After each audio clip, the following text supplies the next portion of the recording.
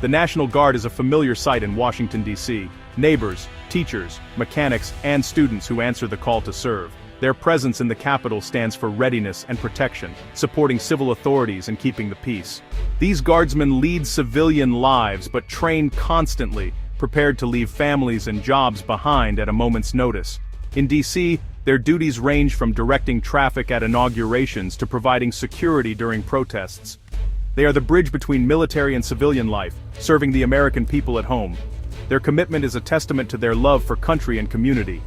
The Guard's role has grown as the nation faces new challenges, bringing calm and order in tense times. For D.C. residents, their presence is a daily reminder of the city's unique status as both a community and the seat of national power. These Guardsmen perform their duties with professionalism and purpose, balancing risk and responsibility. While their mission is often peaceful, danger is always present. They stand on the front lines of our nation's most sensitive locations. They hope for peace, but are trained for conflict, a shield tested in unexpected ways.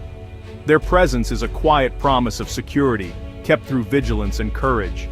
This is the reality of their service, a reality the city would soon be reminded of in the most tragic way.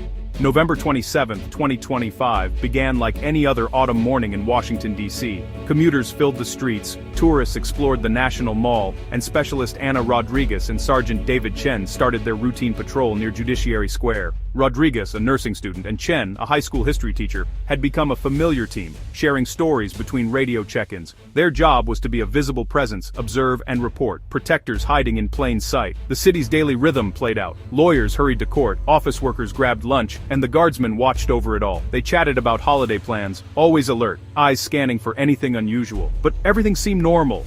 The city moved with its usual purpose and routine. This sense of normalcy is what makes sudden violence so jarring. It shatters the illusion of safety. Rodriguez and Chen's duty was to maintain that security for others, a steady presence in a chaotic world. In a single, terrifying moment, they would be thrust from observers to the very center of chaos. The calm was about to be broken.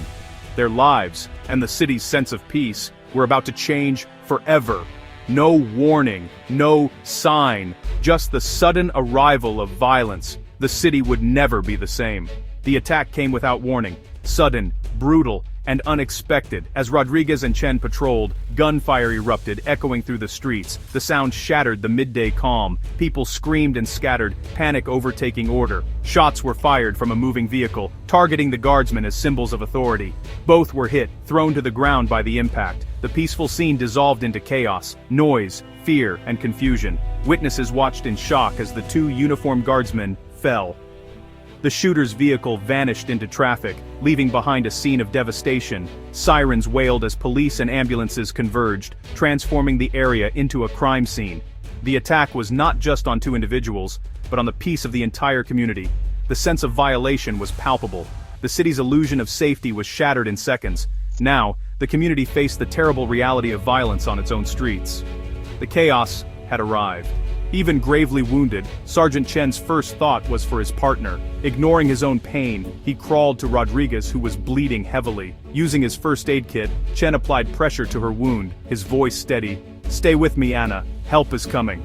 His actions were a beacon of clarity amid chaos. No longer just a teacher, but a leader fulfilling his duty. Rodriguez, drifting in and out of consciousness, pointed to her vest where a tourniquet was stored, trying to help despite her injury. Their training and bond took over, each focused on the other's survival. This was not about heroism for an audience, but instinctive loyalty and courage. On a cold sidewalk, away from cameras, they showed the quiet bravery at the heart of service. They weren't thinking of themselves, but of each other. Their actions before paramedics arrived were a testament to their character. In those critical moments, they embodied the selflessness of true service. Their courage shone brightest in the darkest of times. The world would soon see their bravery, but in that moment, it was just two soldiers refusing to give up. Their bond was unbreakable, even in the face of violence. News of the shooting sent shockwaves through Washington, D.C. and the nation. Images of the scene, yellow tape, emergency vehicles, flooded the media. These Guardsmen weren't anonymous. They were part of the community, hurt while protecting it. The response was immediate.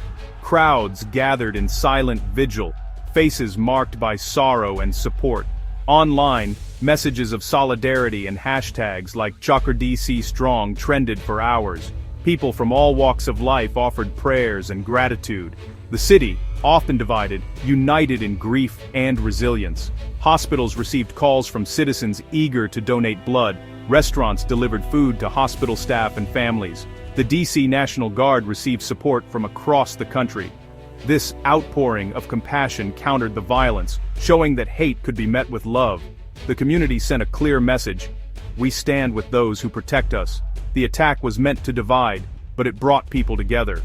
The city reclaimed its spirit, declaring that unity and hope would triumph over hate.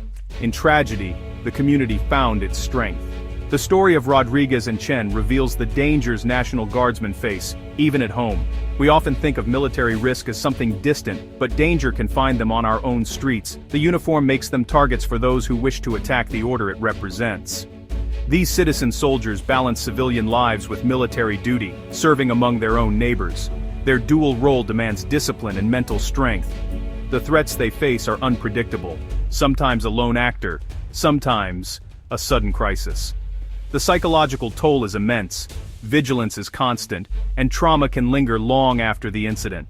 The front line isn't always overseas, sometimes it's right here at home. The unseen scars are as real as any wound. We must honor their sacrifices and recognize their commitment to serve at home. Their willingness to stand in harm's way is a gift that allows us to live in peace. We owe them our deepest gratitude and unwavering support. In the months after the shooting, Washington, D.C. began to heal. The story of Rodriguez and Chen became a symbol of resilience and unity. Fundraisers supported their families, messages of encouragement poured in nationwide. The attack, meant to divide, instead strengthened the bond between citizens and guardsmen. People saw the guardsmen not just as uniforms, but as neighbors and heroes. Rodriguez and Chen's recovery was watched closely. Their public appearances met with standing ovations.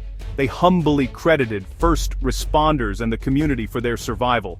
Their message was one of unity and hope, not anger or revenge.